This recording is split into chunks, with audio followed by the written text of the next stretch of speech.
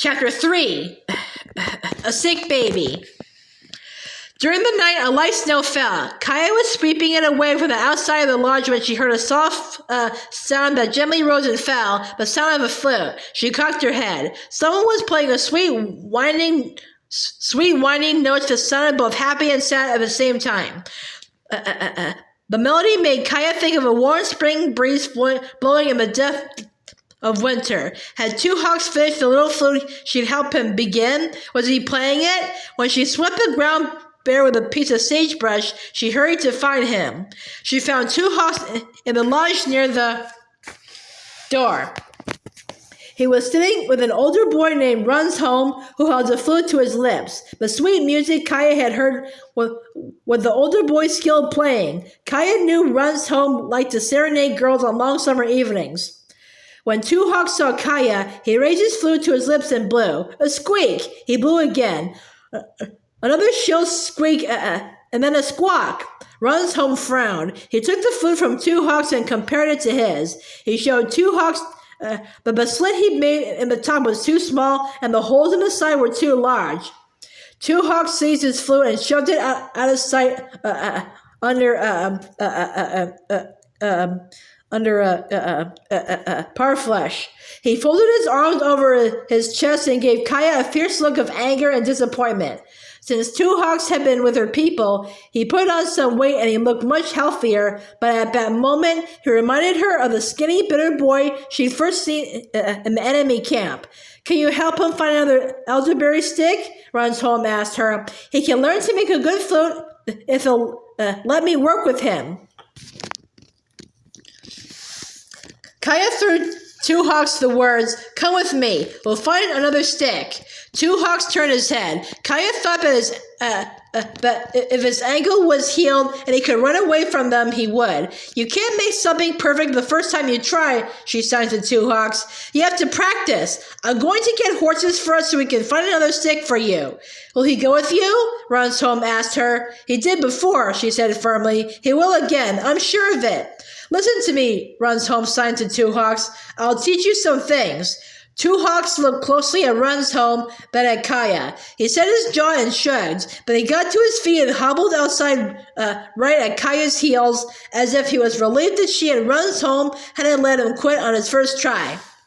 Kaya and Brown Deer were helping Kautsa take Kama's case from a storage pit when a crier came riding through the village. "Friends are arriving. Get ready for them," he called out. They all stopped what they were doing and gathered to welcome their visitors. A northeast wind, the coldest one, blew fine flakes of snow. Kaya shaded her eyes as she watched the horizon. Soon she saw a dark line of horses and riders come over the snow-covered rise and descend to the village. What could be better in this cold season than the warmth of greeting friends and family? Everyone hugged and smiled and talked and handled around gifts. Men, women, and children crowded inside with their belongings until all the lodges were pleasantly full. Kaya caught sight of Cut Cheek standing with Tota and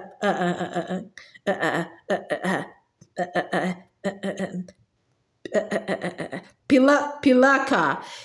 He'd come with the others from a winter village nearby. She forgot how handsome Cut Cheek was, with his broad forehead, flashing eyes, and high cheekbones, a scar on one of them. When Brown Deer hurried to greet him, as others were doing, he was looking around the gathering. Kaya searched the crowd too. Where was her older sister? Then Kaya saw her. Brown Deer was standing modestly by the doorway of their lodge.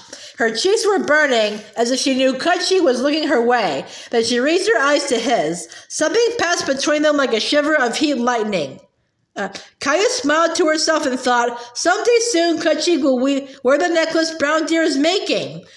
Kaya's aunt from a nearby village greeted her with a strong hug and a kiss. "Scouts told us about your capture and escape," she said. "We're so glad you're well." "Did your scouts have any news of my sister?" Kaya asked. The smile left her aunt's face. "No one has any news of her," she said. "Of course, no one can cross the Buffalo Trail now. Our enemies must have taken her back to their country with them."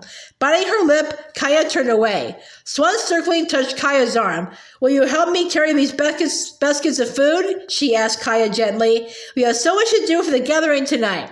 When night came on, Kaya and the others dressed in their best clothes and entered the ceremonial lodge for the New Year gathering.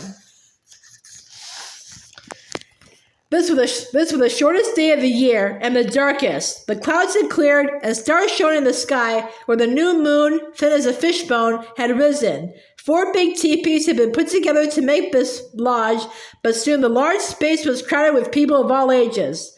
Several men held a drum made of hide. The fires in the center of the lodge cast their light on the walls, and the air smelled sweetly of cedar boughs and tule mats. When everyone was in the lodge,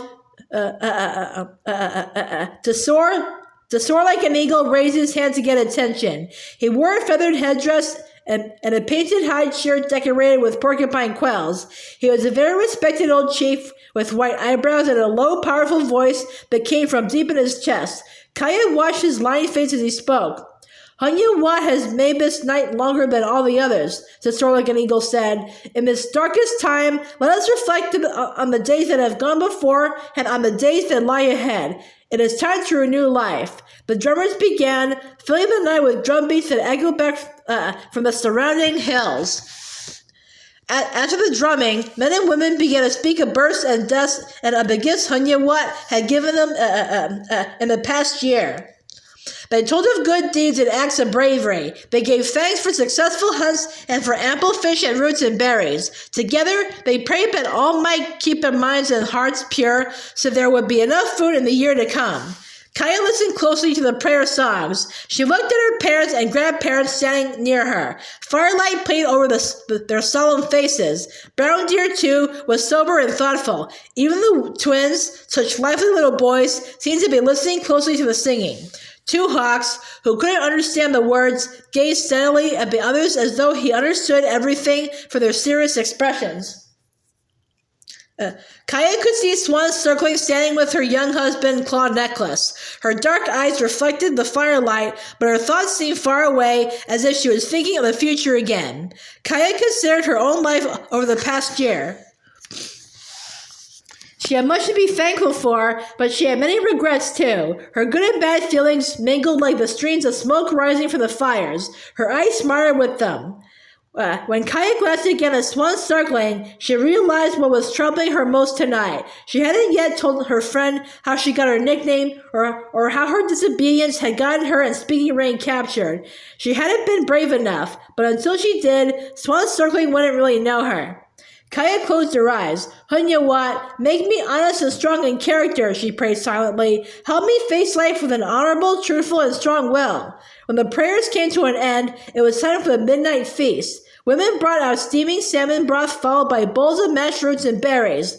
As Kaya watched the preparations, she felt a quiet, calm resolve in her heart. Her prayer had given her courage. She would tell Swan Circling everything, and as soon as possible.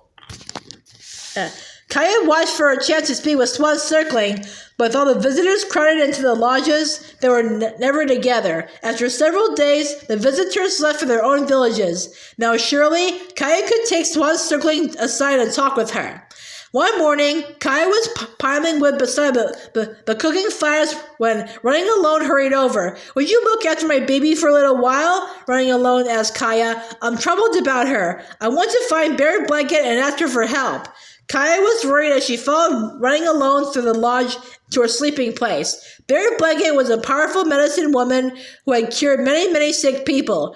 Lie in the water must be sick, or Running Alone wouldn't be looking for the medicine woman's help. Lie in the water lay in a high swing hung from the lodge poles. Kaya leaned over her. The baby's face was flushed, and each time she drew a breath, she coughed. Tiny beads of sweat covered her forehead and cheeks. Her eyes were open, but she didn't gaze up at Kaya. She didn't seem to see anything at all.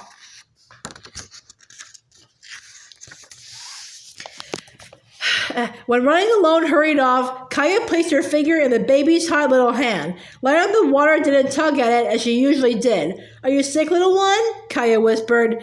There's help for you. You won't be sick for long. Soon Bear Blanket came through the door of the lodge. She was an old gray-haired woman, but her back was as straight as an arrow. Kaya knew that Bear Blanket always kept her mind and body clean, so she would be ready to help those who needed her. Her animal spirit helper was a grizzly bear. Long ago, she had received medicine power, the power to heal, from this Waiakin. Bear Blanket carried a medicine bundle in one hand. Swan Circling followed right behind her. Running alone, motioned for Kaya to stand aside so the Bear Blanket could see the baby. The old woman studied the baby's face and bent over to listen to her coughing. Then she spread her hands over the baby's head and began to sing one of her medicine songs.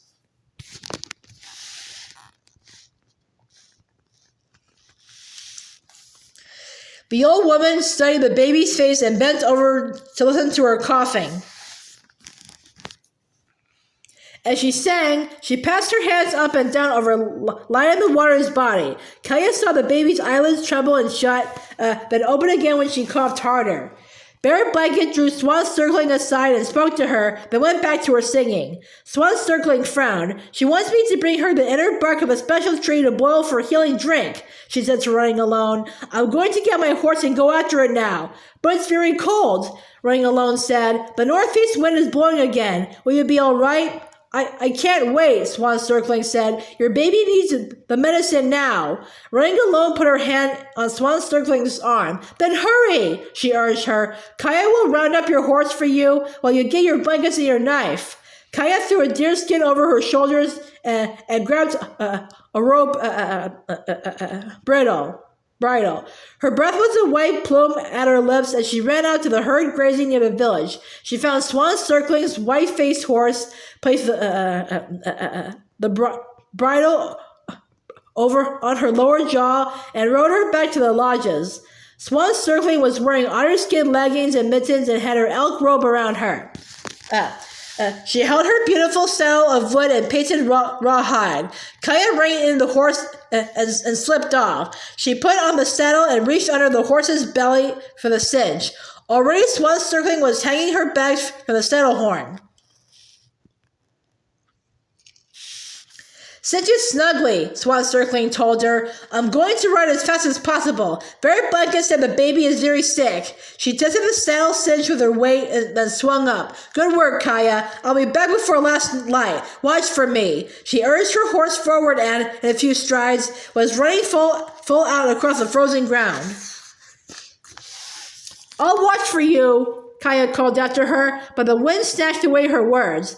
All day, Kaya stayed with Running Alone and her baby. Bear Blanket sang her medicine songs, but the baby only coughed harder and harder. Her little face was red, and her eyes screwed shut with her effort to breathe. Kaya watched her anxiously. Did the baby have the terrible sickness of blisters that the men with pale faces had brought to the land? Kaya was afraid to ask.